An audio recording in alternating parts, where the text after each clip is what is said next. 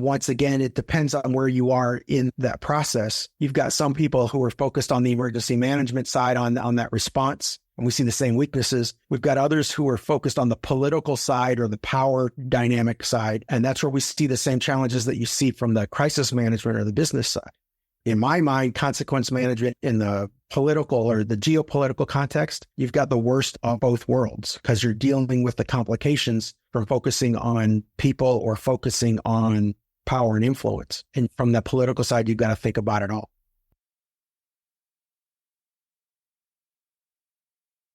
Hi, everyone, and welcome to a new episode of the Crisis Lab podcast. I'm Kyle, and I'll be your host today. And today we are bringing you an in-depth conversation about the intricate world of consequence management with recognized expert, Mr. Aaron Marks. Mr. Marks is the founder and principal of 139 Consulting and a civil expert for the NATO Civil Emergency Planning Committee. With an extensive background in crisis management, he brings a unique perspective to our current understanding of consequences and how to effectively manage them. In this discussion, we will unpack the concept of consequences in the context of crisis scenarios and crisis management, and we will discuss their inherent nature, the impacts that they have, the decision-making processes, and the pivotal role of crisis management in our decision-making. Our conversation will also probe into the various factors that determine the severity of consequences, highlighting the criticality of effective prioritization and management. Finally, we'll turn our attention into mitigation strategies in crisis management. We'll discuss the international aspects of crisis management, as well as where crisis management was coming from originally in terms of CBRN, WMD, and we will explore practical and actionable strategies to manage consequences, providing you with deeper and more nuanced understanding of navigating overall crisis management. Aaron, thanks for joining us again, and welcome back to the Crisis Lab podcast. Good to see you again. Good to see you again, too. So one of the topics that we often talk about, consequence management and governance, and I think governance was the last topic that we talked about that on the podcast, but now we're talking a little bit more about consequence management. I think it's a good topic for today, especially in light of all the different things that are happening around the world and trying to understand the long-term impact some of these events that are happening, from a bridge collapse to what we were just talking about before we started recording the podcast, was releases of radiation in some countries and evacuating cities and just all the sort of craziness that's happening in the world today. So I know that consequence management for you is a long time sort of passion, and you've looked at this and from many different angles, from emergency management and so EMS systems, and also from CBRN with your work at NATO. But for those who haven't heard from you yet or don't recall our last podcast, maybe just a quick introduction to start out with some of your background and the things that you work on. Sure. Thank you, Kyle. My background starts in what my wife calls messy medicine. So I started out my professional life as a paramedic. I've worked all over the United States and spent some time internationally deployed in that role. And I got fascinated in the incident management beyond just the back of an ambulance, beyond the individual patient. So I started looking at systems and complexity, and that's what got me into and my interest in consequences, because I realized that I was making decisions on the next 5 minutes. I wanted to keep my patient alive for the next 5 minutes. I wanted to save one life. I wanted to solve one problem. And I wasn't thinking about the issues that I was creating by my short-term solutions. That kind of broadened my perspective. I became more and more disillusioned with the way that the first response community is solely focused on the next 5 minutes. We're focused on immediate gratification on that short-term solution. And my wonderful wife, in her infinite wisdom, told me if I was going to complain about something so much, I better be willing to try and fix it. So I stepped back from my first response role. I stepped back from my hands-on incident response and started spending more time focused on emergency management and crisis management and ultimately consequence management, looking at the bigger picture. So doing that, I've worked with Department of Homeland Security here in the United States, FEMA and CISA and Secret Service, a couple other entities under that umbrella. I've worked with NATO, both with some of their centers of excellences with their international staff. I've worked with the United Nations, United States Department of State, most of which looking at different flavors of consequence management, trying to look at how we can address the new challenges that are created by the solutions that we're putting in place today. So I spend a lot of time thinking about contingencies, looking at the horizon and going, okay, we think we solved a problem here, but did we actually just create another one we're going to have to deal with in 5 days, weeks, or months. Thanks for sharing that. I think you're highlighting an important point. I came from the emergency response side of the house myself with 17 years in the emergency services. We're trained and we operate with that response mindset, which is needed, right? But it is, and I'm actually just doing a presentation on this week at a security forum, but it'll probably be done by the time the podcast comes out. But the idea being that I think the way that we're viewing civil security and the way that we're viewing emergency response these days is going to drastically change over the longer term, say the next 3, 5, 10 years. And the mindset that you mentioned of a response, a recovery, and then we go back to the station when we're done, when the fire's out, whatever the case is, I think that's going to, and it should, evolve. We're going to have increasingly complex crises that will be intertwined, that will be seemingly unrelated, but have these synergistic effects that we're going to have to be dealing with. If we're talking about, a fire, but then at the same time, there's a cyber attack occurring, which leads to the 911 centers or 112 centers being shut down, then all sorts of issues happening all at the same time, causing massive sort of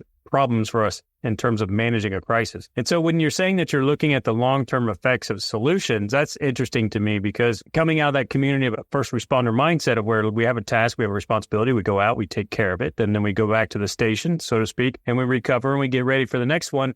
That longer-term view, other than if what we would have like in prevention or public education programs of like slowly changing culture and building codes and standards, we don't really pay attention to the long-term effects of just what is happening because we are in that response mindset. So there's many different dynamics here, but I'm going a little bit off track on this conversation a little bit, but I'm trying to just unpack it a little bit because I think there's a response mindset that you've correctly highlighted. I think there's also the private sector mindset and business mindset that is also one aspect. And then how are we looking at it in terms of, say, more traditional crisis management that you've mentioned? How is consequence management and that the perspective of consequence management wrapped into all three of these, and how are they differentiated amongst each other?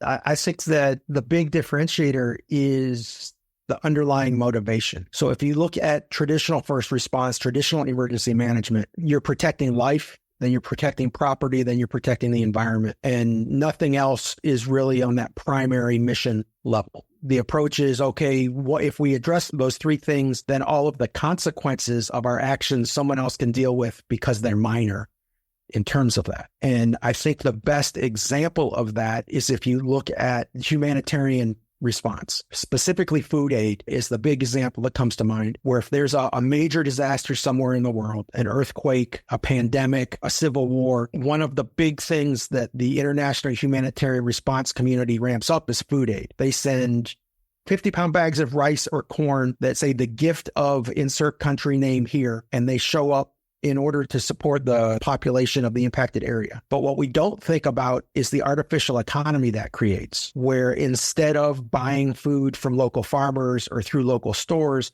everybody's going down to the air bridge or going to the port or wherever the humanitarian aid is coming in, and they're getting essentially free food. So we're saving lives, we're preventing hunger with that. We're destroying the agricultural industry of that region. The farmers can't sell their food because people are getting it for free. The stores can't sell their product. So that part of the industry, that part of the economy atrophies or goes away. When the disaster ends and all the humanitarian aid stops, people can't go down and get their free 50-pound bag of rice or corn or flour. The local economy's already been damaged to the point where it can't step back in. So you've created a cycle of dependency in there. As a consequence manager, in the beginning, the responders are great, but we have to recognize that the response is going to cause its own harm. And we have to manage that before the response ends and we just create another disaster. From a business side, private sector, it's all about continuity. It's all about maintaining the economy, maintaining the financial element, business continuity. It's maintaining your operational continuity. And my experience in that side, or crisis management in that pure concept, is that we forget about the people. So for me, in emergency management, we focus on the people and forget about the economy. Crisis management, in terms of the private sector, we focus on the economy, and a lot of times we forget about the people. And you go through and talk about, okay, we're going to have everybody worked from home because of a pandemic. But what we didn't realize is that we're now, instead of having centralized infrastructure where we only have to worry about one power center, one internet node, one communications piece, we now have to worry about a distributed network where, I now, instead of having 100 employees in one office, I've got 100 employees in 100 sites. So I've got to think about 100 power grids, 100 internet grids or communications grids. So it's that scalability. And then from the international side, once again, it depends on where you are in that process. You've got some people who are focused on the emergency management side on that response, and we see the same weaknesses. We've got others who are focused on the political side or the power dynamic side, and that's where we see the same challenges that you see from the crisis management or the business side. In my mind, consequence management in the political or the geopolitical context, you've got the worst of both worlds because you're dealing with the complications from focusing on people or focusing on power and influence. And from the political side, you've got to think about it all. So in terms of, and you mentioned the international aspect, and I do want to correlate that a bit to the local aspect as well, because I don't think they're distinctly, or at least not too far apart from each other, because when we both worked in the international environment for international organizations and things like that. And I think what we continue to see, to back up your point, is that it's a very sort of linear process. As an international organization, we will provide X, Y, and Z. We will do this, and this is our mission set, and this is what we're allowed and authorized to do. And if somebody else wants to do that, then that's in their responsibility, and these two things shall not touch. Right? That's their mandate, but we have our mandate. And so we'll take care of this. We'll work with local actors, and then they take care of their stuff. And then if we're delivering food, and they're doing shelter and medical treatment, and then we're not really coordinating our efforts very well. And that's generally due to limitations and pipes and pillars in the organizations and mandates and all those things like that. But bringing it back to a local level, I think that also exists, right?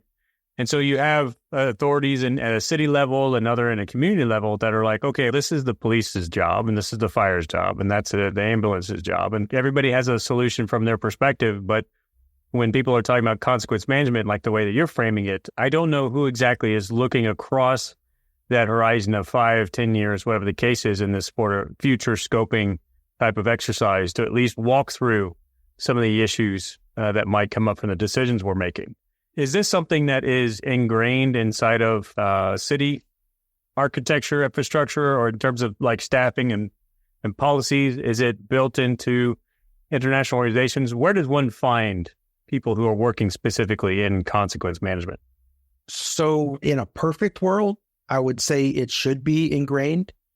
I think that in my world space or my mind space, I would say it would be in that emergency manager's role or in that crisis manager's role. Is part of that is thinking about the contingencies and also thinking about what are the consequences of our actions. There used to be, if you look back into the old versions of ICS, the Incident Command System, there used to be a branch under the planning sector called contingency planning.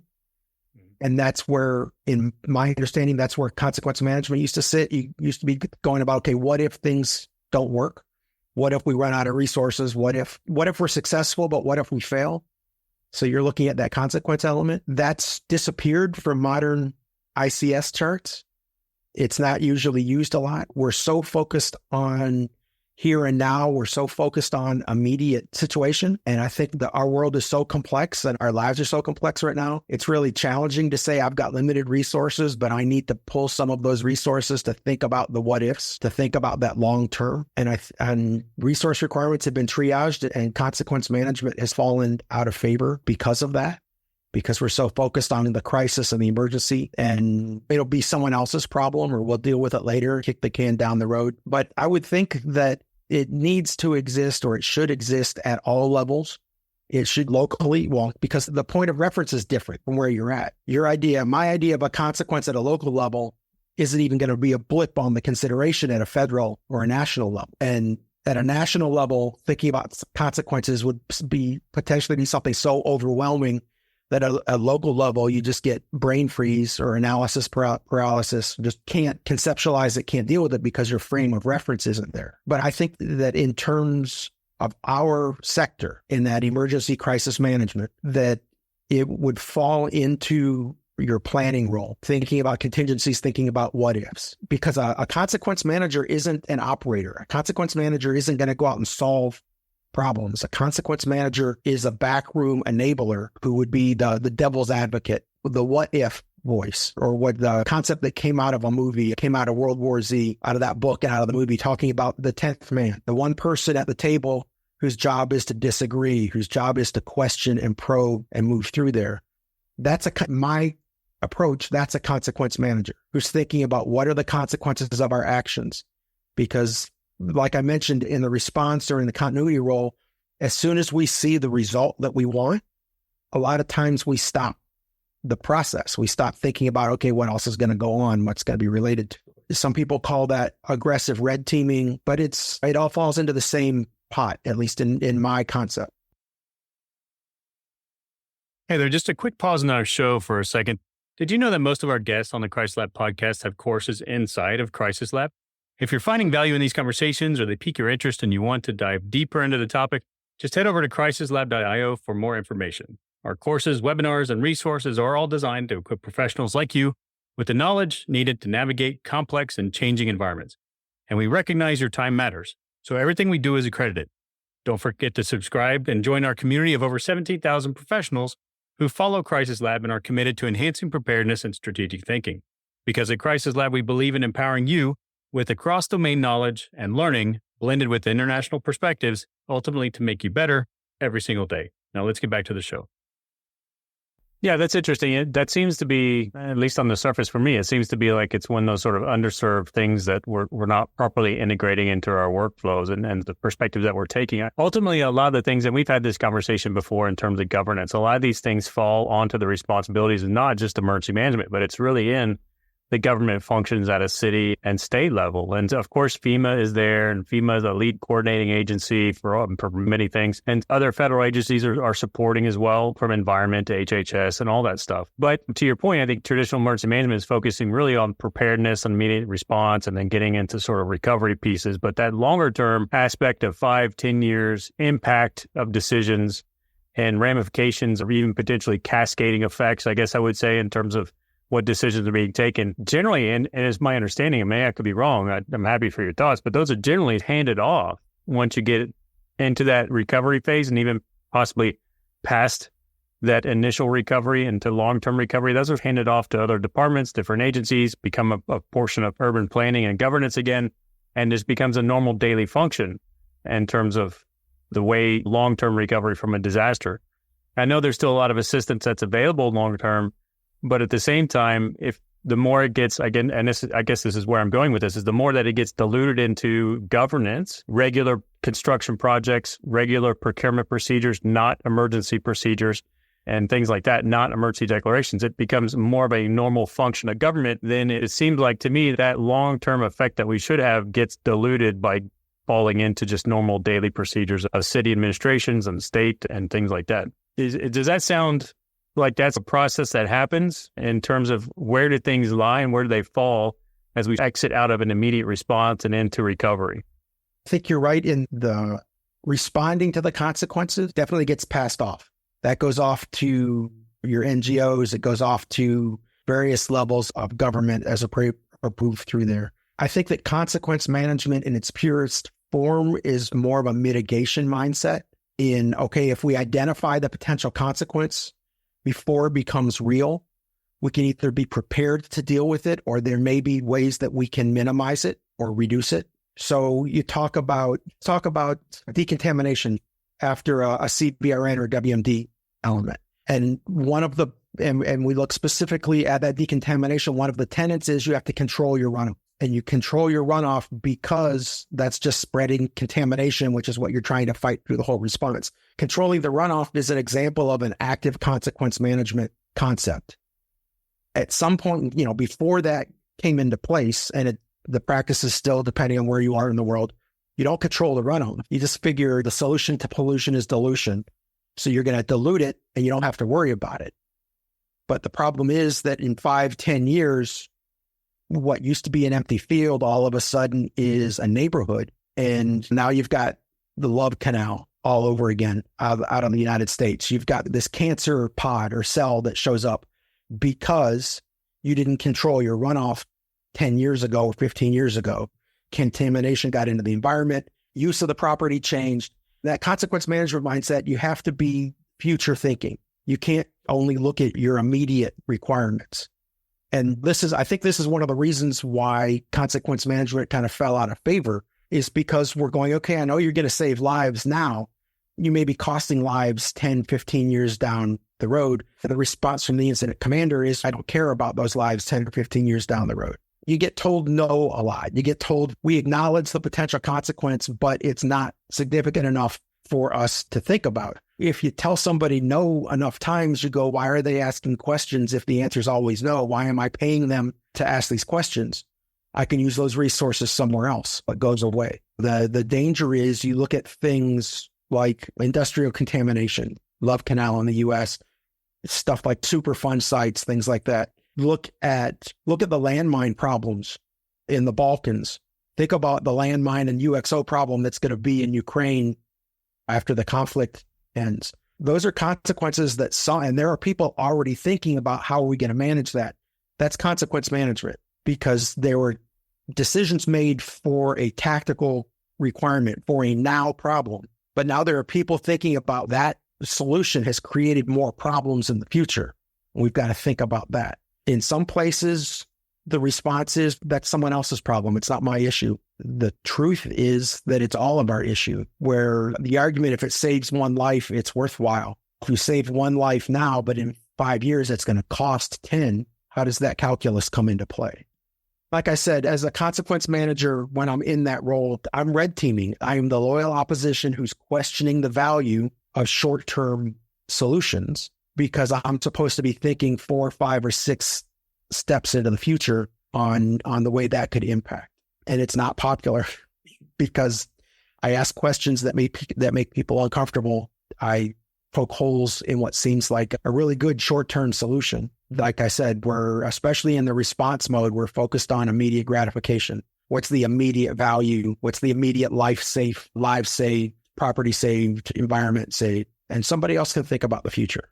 That somebody else should start with a consequence manager. So you start to plan, what are the resources we're going to need? How many demining teams are we going to need? How many EOD or UXO teams are we going to need? How many chemists are we going to need? Can we ever use this land for civilian purposes or for other purposes? And thinking about future restrictions, future actions.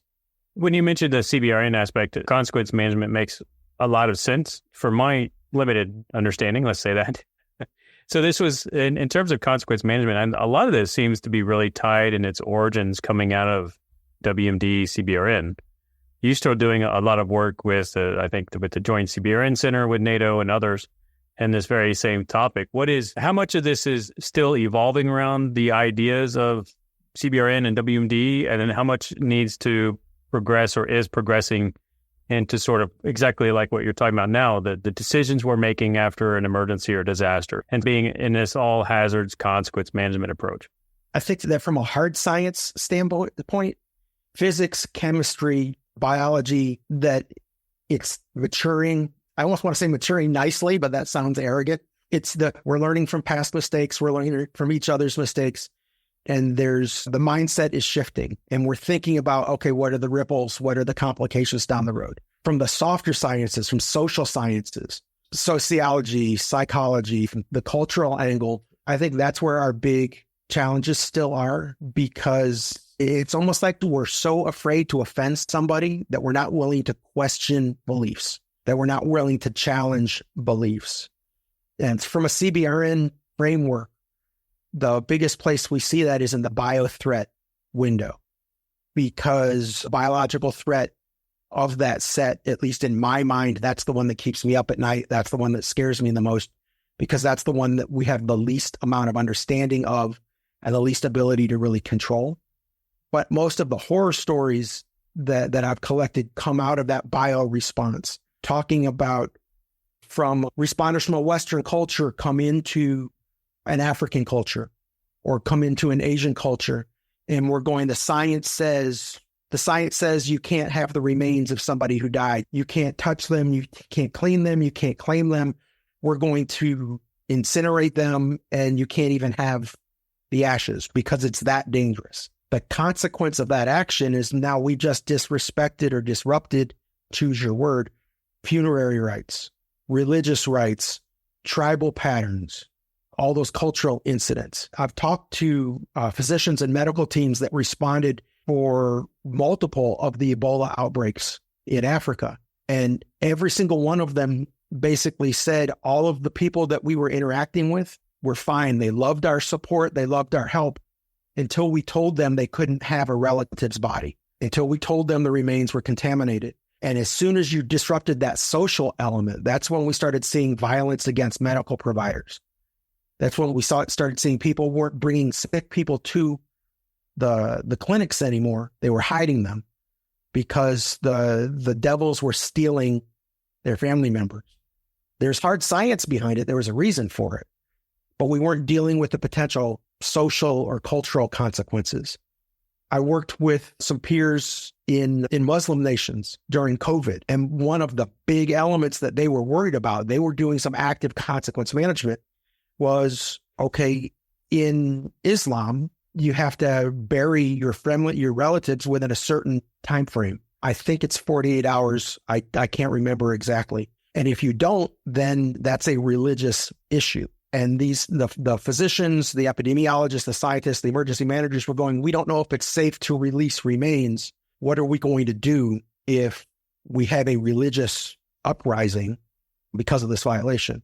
Especially with NATO, and I have the most insight into that because that's where I've done most of my work. On the hard sciences, we've got a pretty good grasp of consequence management. It's figuring out the soft sciences, the social side of it. And as NATO moves more into the concept of civil resilience, there are a lot more conversations around that. Because just because a soldier comes in and says, this is how we're managing the consequence, a civilian isn't necessarily going to acquiesce. And it's that civil military interaction. It's the hard science and the soft science interaction, which is where I think a lot of the growth in consequence management is going to happen. Yeah, it's interesting. And I'm glad you differentiate between the hard science of things where you can demonstrate, where you can prove, coming out of that CBRN world and WMD world where we can measure things. We know the effects of our decisions. We can actively mitigate and measure what we're working on and implement solutions. And it's interesting in terms of that, because obviously in today's climate, it's interesting to think about the use of science for justification of things. So I have two thoughts really about this whole discussion, which is really, I completely agree. Moving from a hard science and like data-backed consequence management process to trying to just convey people like this may not be the best decision because a number of one of these courses of action could happen. It's not scientific. It's more of having to convince people that something might happen and you should maybe think about it, make a better decision. So it's going to be extremely hard. And I think that, to your point, is something that it has to be overcome in the future in order to ingrain in our cities and states and emergency management procedures, like that being part of the process these days instead of just something after a disaster. But I'm also thinking that at the same time, we have to also get early data, early access to data, and start looking at the data that we are getting. You know, if we are implementing a solution, let's take the Baltimore Bridge that collapsed, and that was, that's an issue. Obviously, what are the solutions we're implementing? How can we get the data early on to see if something's working, measure the impacts, and actually try and incorporate some of this data to see if we've made the right decision, or can we pivot, take another decision? And so the integration of data into that whole process and that decision-making process, I think, is going to help us tremendously. And in some cases, to your point about the social sciences, like overcoming in high risk, high severity areas like with Ebola, things like that, trying to find ways to overcome the cultural sort of limitations to be able to convince people that there's better practices or just finding solutions that meet both needs, I guess I would say. But the data aspect, I think, is going to be a key point to pivot to this and integrate this into the future. I definitely agree. We're in a data-driven world. Even if people don't realize it, the data's there. I won't call it information because you have to process it and actually make it usable to get to that point. But everything is tracked. Everything's collected for the most part. The challenge will be, to really be effective, is we have to get people with power, people who are in influence, to stop being defensive about the data.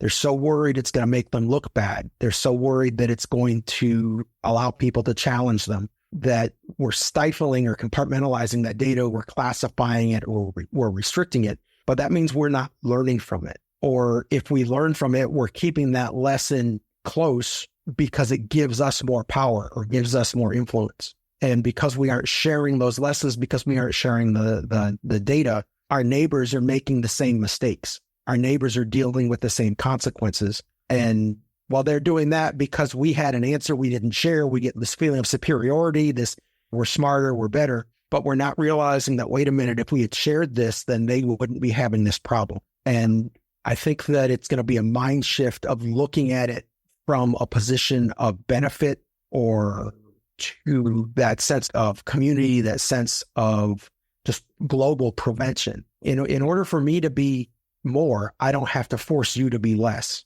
And that attitude isn't as common as a lot of people would wish it would be. But by not sharing our lessons, by not sharing our knowledge or our understanding, we're potentially making our consequences worse. From a geopolitical standpoint, okay, the neighboring nation is a competitor. So I'm not going to play nice. I'm not going to share information. I learned from a disaster that I survived, and now they're going through it. If they don't survive, what are the consequences on me?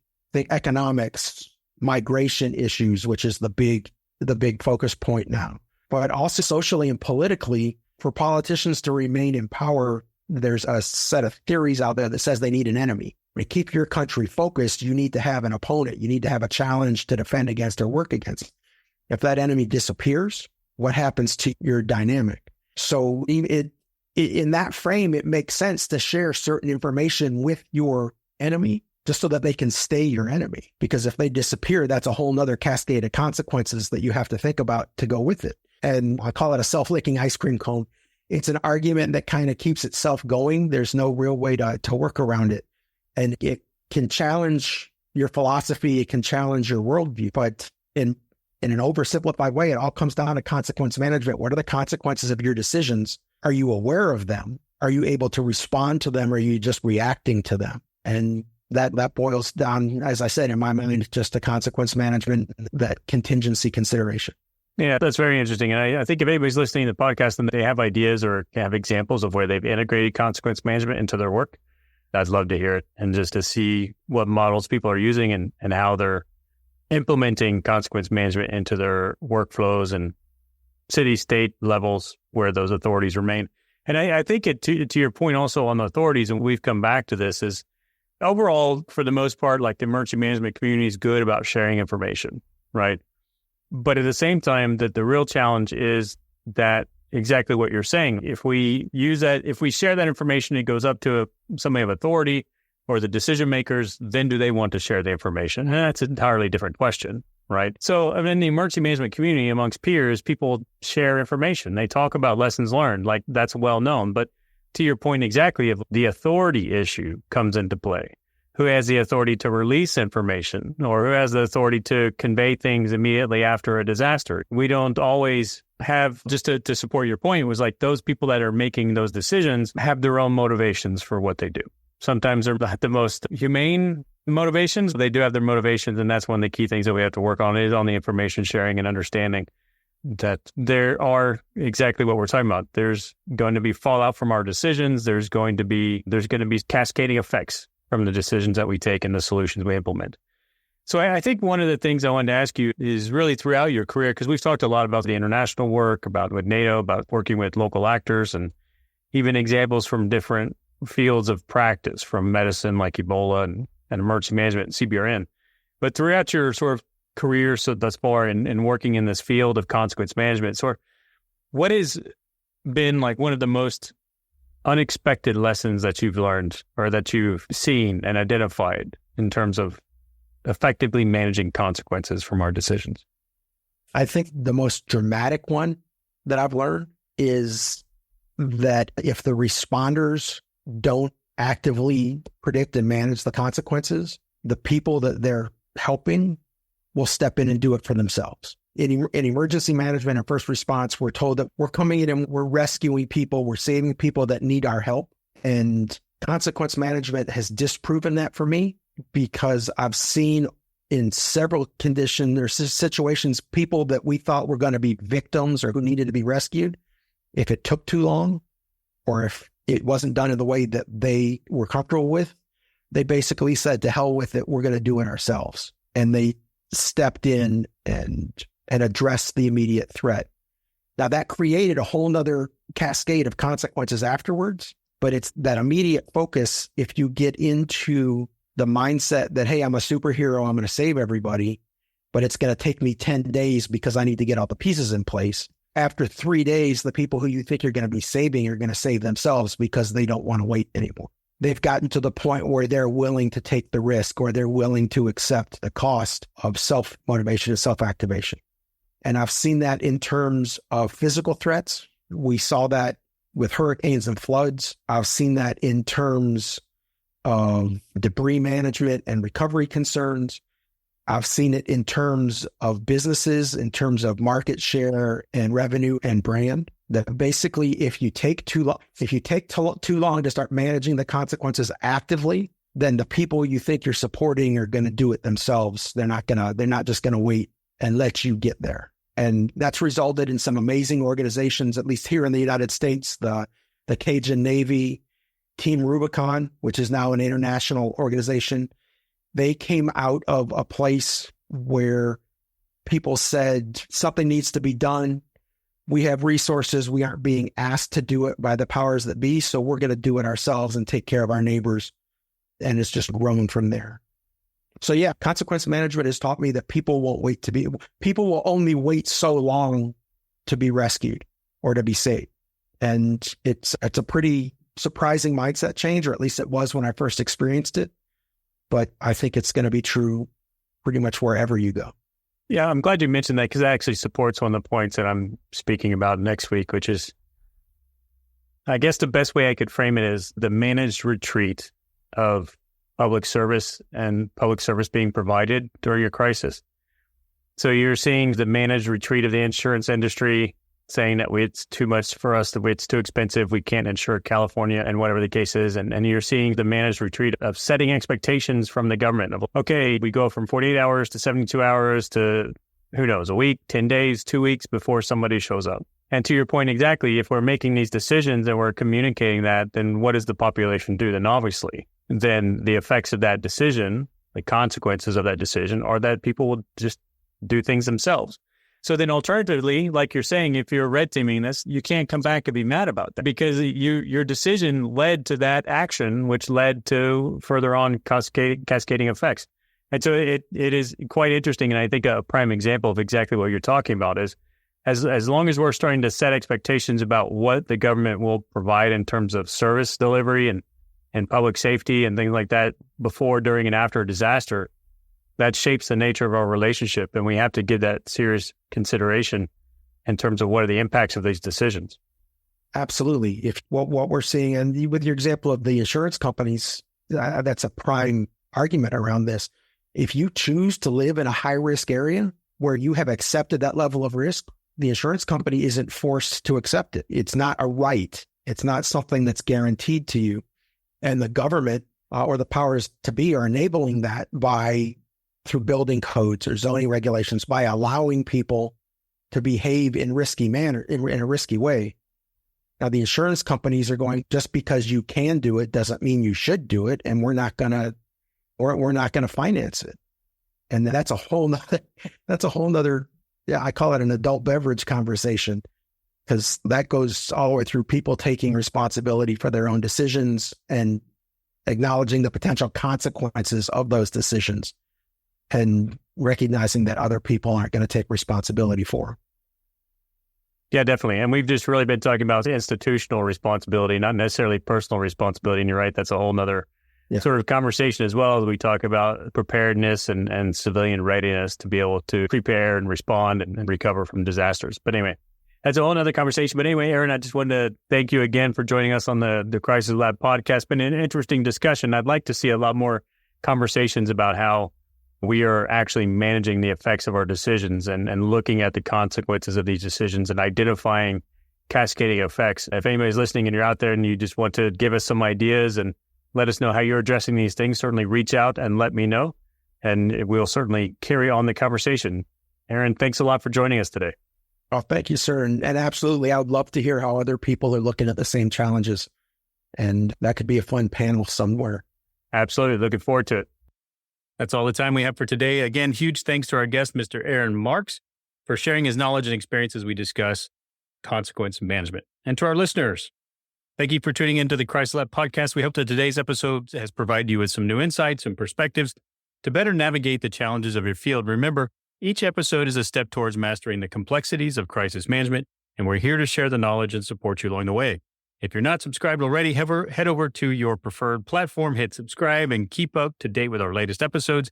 For more resources and to become part of the 17,000 professionals following Crisis Lab, head over to crisislab.io and make sure that you follow us on social media such as LinkedIn and YouTube. And lastly, have you heard about the All Access Pass? It's the opportunity to lock in your pricing for 2024. You'll get 20 accredited courses released during the year, along with 10 CEUs and a NATO certificate in crisis management and disaster response if you attend our NATO course. So lock in your costs now, and the prices go up every single year. So until next time, stay prepared, stay resilient, and let's continue to make a difference together. Thanks for listening.